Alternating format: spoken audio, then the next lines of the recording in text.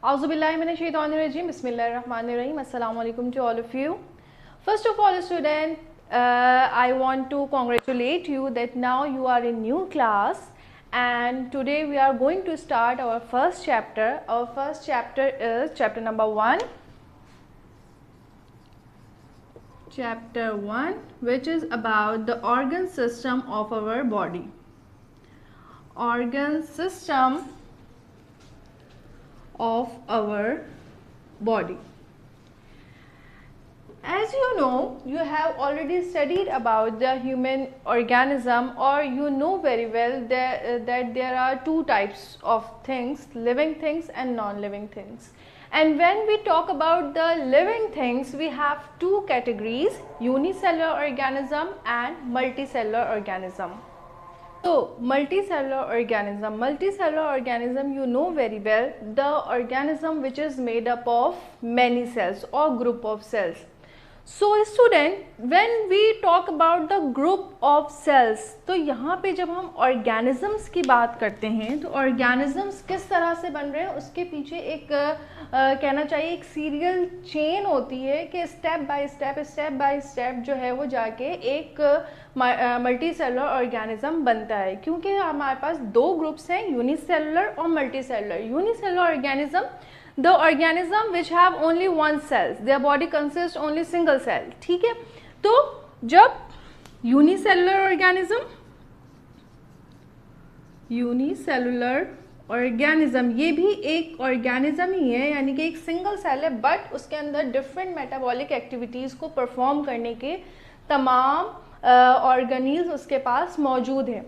And when we talk about the multicellular organism में advancement आ गई, यानी कि उसके अंदर कॉम्प्लेक्स सिस्टम्स जो है वो वजूद में आ जाते हैं. तो वो कॉम्प्लेक्स सिस्टम्स किस तरह से बनते हैं? जब हम मल्टीसेलुलर ऑर्गेनिज्म की बात कर रहे हैं तो इट मीन्स कि उसके पास डिफरेंट ऑर्गन्स भी हैं, और यही हमारा चैप्टर है organ system of our body.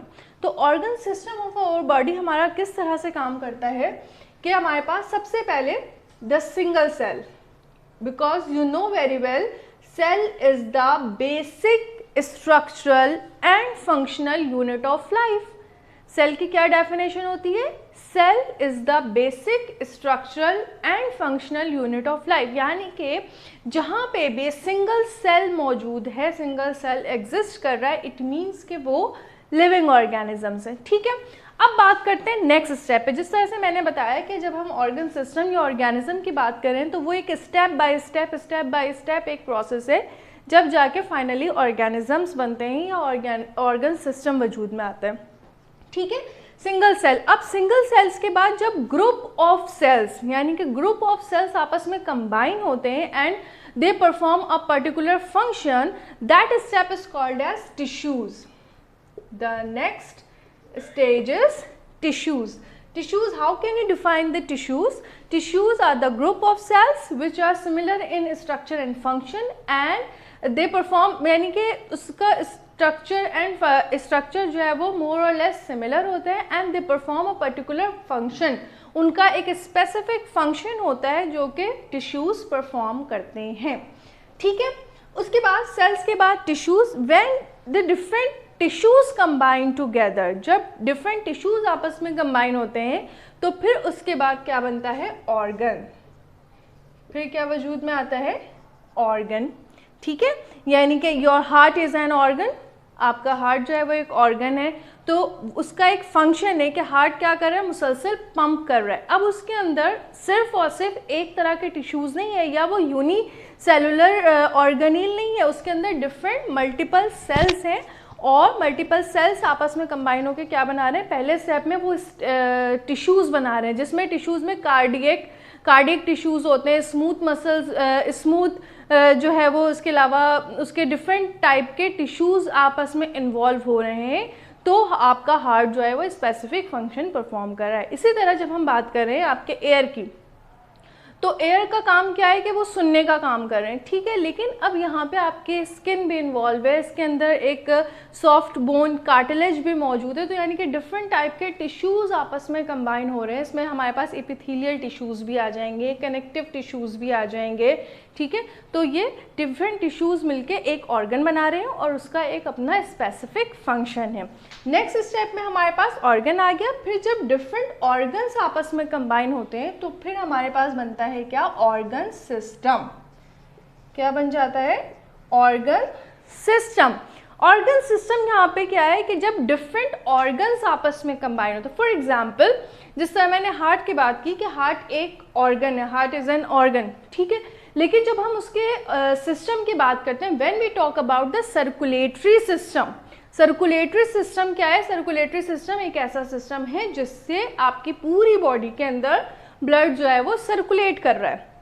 तो अब ये जो सर्कुलेशन का, सर्कुलेटरी सिस्टम की हम बात करें तो यहाँ पे कोई एक ऑर्गन अकेले काम नहीं कर रहा, यहाँ पे आपका हार्ट भी इन्वॉल्व होगा, यहाँ पे डिफरेंट ब्लड वेसल्स इन्वॉल्व होते हैं, ब्लड इन्वॉल्व होता है, तब जाके एक प्रॉपर सिस्टम बनता है। इसी तरह अगर हम बात करते हैं रेस्पिरेटरी सिस्टम की, यानी कि जिसको आप आम तौर पे सांस लेने का अमल समझ रहे हैं, तो उसका मेन ऑर्गन क्या है, लंग्स। बट लंग्स अकेले काम नहीं कर रहा, उसके साथ हमारे नॉस्ट्रल्स भी जो है वो इन्वॉल्व हैं, ट्रेकिया इन्वॉल्व है, ठीक है। तो ब्रोंक्यूल्स, ब्रोंकाई, ब्रोंकस, ये सारे जो है वो डिफरेंट ऑर्गन्स इन्वॉल्व हो रहे हैं, तब जाके एक ऑर्गन सिस्टम डेवलप होता है और वो एक पर्टिकुलर फंक्शन परफॉर्म करते हैं।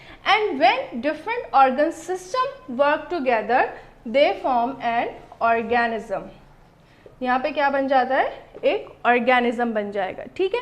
अब ऑर्गेनिज्म जिस तरह मैंने बताया, अब ये ऑर्गेनिज्म कौन सा ऑर्गेनिज्म होगा, ये यूनिसेलुलर ऑर्गेनिज्म नहीं है। जब यहाँ पे इतनी सारी डिफरेंट चीज़ें बन रही हैं, जब सेकेंड स्टेप पे ही जब टिश्यूज़ बन रहे हैं, तो टिश्यूज़ क्या है, ग्रुप ऑफ सेल्स हैं, तो ये ऑटोमेटिकली ये ऑर्गेनिज्म कैसा होगा, मल्टी सेलुलर ऑर्गेनिज्म।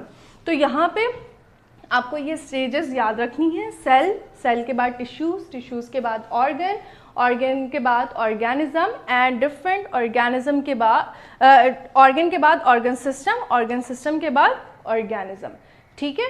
तो यहाँ पे अब उसके बाद हम देखते हैं some important organ system of our body.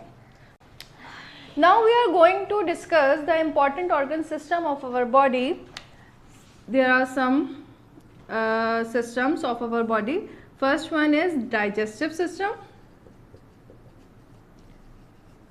Digestive system. Second one is respiratory system. Third one is circulatory system. Fourth one is muscular system, and next one is nervous system, excretory system,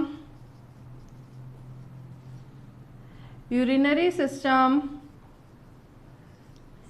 and skeletal system, and the next one is हमारे पास आ जाता है endocrine system, endocrine system. एक quick review देख लेते हैं हम इन तमाम systems का, कि जो सिस्टम्स हैं वो किस चीज़ के हैं, वो क्या फंक्शन परफॉर्म करते हैं। तो सबसे पहला हमारे पास है डाइजेस्टिव सिस्टम। डाइजेस्टिव सिस्टम वो सिस्टम है जिसमें कॉम्प्लेक्स फूड मटेरियल जो है वो सिंपल में डिवाइड हो जाते हैं, या इसको कहना चाहिए सिंपल सब्सटेंसेस में ब्रेक डाउन हो जाते हैं, जिसको हमारी बॉडी यूटिलाइज कर सकती है, जिसको हम आम तौर पे अगर हम उर्दू में कहें तो खाना खाने का और उसको हजम करने का जो अमल है वो क्या कहलाता है, डाइजेस्टिव सिस्टम। जिसमें हम फूड इनटेक करते हैं, फूड जो है वो डाइजेस्ट होता है कि वो स्मॉल पीसेज में ब्रेक डाउन हो जाता है, उस फॉर्म में कन्वर्ट हो जाता है जिसको हमारी बॉडी यूटिलाइज कर सकती है, ठीक है। Next one is respiratory system. Respiratory system क्या है, जिसको हम उर्दू में क्या कहते हैं, सांस लेने का अमल। बट सांस लेने का अमल इसका एक स्टेप है, जब हम इसको डिटेल में पढ़ेंगे रेस्पिरेटरी सिस्टम को तो I will discuss it later. The third one is circulatory system. Circulatory system, as I told you, the circle मतलब एक मुसलसल एक साइकिल चलती है आपकी बॉडी के अंदर कि ब्लड जो है वो मुसलसल आपकी तमाम बॉडी के अंदर सर्कुलेट होता रहता है। ब्लड क्यों सर्कुलेट होता है कि वो डिफरेंट चीज़ों की ट्रांसपोर्टेशन कर रहा है। अब वो गैसेस भी हैं जिसमें ऑक्सीजन भी है, कार्बन डाइऑक्साइड भी है, हार्मोन्स भी हो सकते हैं, इसके अलावा न्यूट्रिएंट्स होते हैं, फूड की ट्रांसपोर्टेशन। आपकी बॉडी के अंदर जितनी भी ट्रांसपोर्टेशन हो रही है एक पार्ट से दूसरे पार्ट में, वो कौन करता है? ब्लड करता है। और कौन से सिस्टम के थ्रू करता है? सर्कुलेटरी सिस्टम के थ्रू करता है। Next one is muscular system. Muscular system is the system of muscles. जो आपकी बॉडी के अंदर डिफरेंट मसल्स पाए जाते हैं जिसकी वजह से आपकी बॉडी मूव करती है, डिफरेंट फंक्शंस परफॉर्म कर रही है, डिफरेंट एक्शंस परफॉर्म कर रही है, तो वो आप उसमें आपके डिफरेंट मसल्स इन्वॉल्व होते हैं और जो मसल्स का सिस्टम है वो क्या कहलाता है? Muscular system. Next one is nervous system. Nervous system is the system of your brain, यानी कि आपकी बॉडी के अंदर जो कंट्रोल एंड कोऑर्डिनेशन है कि डिफरेंट ऑर्गन्स आपस में जो कोऑर्डिनेट कर रहे हैं। फॉर एग्जांपल कि अगर मैं बोल रही हूँ तो जो मेरी आवाज़ है आप तक पहुँच रही है, तो आपका ऑर्गन, आपके कौन कौन से ऑर्गन इन्वॉल्व हो रहे हैं? आपके एयर्स इन्वॉल्व हो रहे हैं। वो सिर्फ क्या कर रहे हैं? साउंड को रिसीव कर रहे हैं। लेकिन साउंड को रिसीव करने के बाद मैं क्या बोल रही हूँ, क्या कहना चाह रही हूँ, मेरी आवाज़ क्या है, किस तरह की आवाज़ है, तो ये सब कौन कर रहा है? आपका ब्रेन कर रहा है। तो ब्रेन क्या करते हैं? डिफरेंट ऑर्गन्स को आपस में कोऑर्डिनेट करते हैं, लिंक करते हैं और फिर उसको मतलब आपको समझ में आता है कि वो क्या चीज़ है। कंट्रोल एंड कोऑर्डिनेशन का जो सिस्टम होता है वो क्या कहलाता है? Nervous system. अच्छा, उसके बाद है excretory system. Excretory system is the system of removal of waste from your body. आपकी बॉडी के अंदर जितने भी मेटाबॉलिक एक्टिविटीज़ होते रहते हैं मुसलसल, तो उसके नतीजे में बहुत सारा वेस्ट मटेरियल जो है वो प्रोड्यूस होता है और उस वेस्ट मटेरियल को जो है वो आपकी बॉडी से रिमूव होना ज़रूरी है, वरना बहुत सारे टॉक्सिक सब्सटेंसेस जो है वो आपकी बॉडी के अंदर प्रोड्यूस होते हैं जो कि हार्मफुल होते हैं। ठीक है, तो that system is called as excretory system. The next one is urinary system. Urinary system is the removal of urine और basically it's the removal of urea. आपकी बॉडी के अंदर जब हम पर्टिकुलरली बात करते हैं यूरिया की, which is very harmful for us, तो उसकी रिमूवल का जो प्रोसेस है that system is called as urinary system. And the next one is a skeletal system. Skeletal system is the system of your skeleton.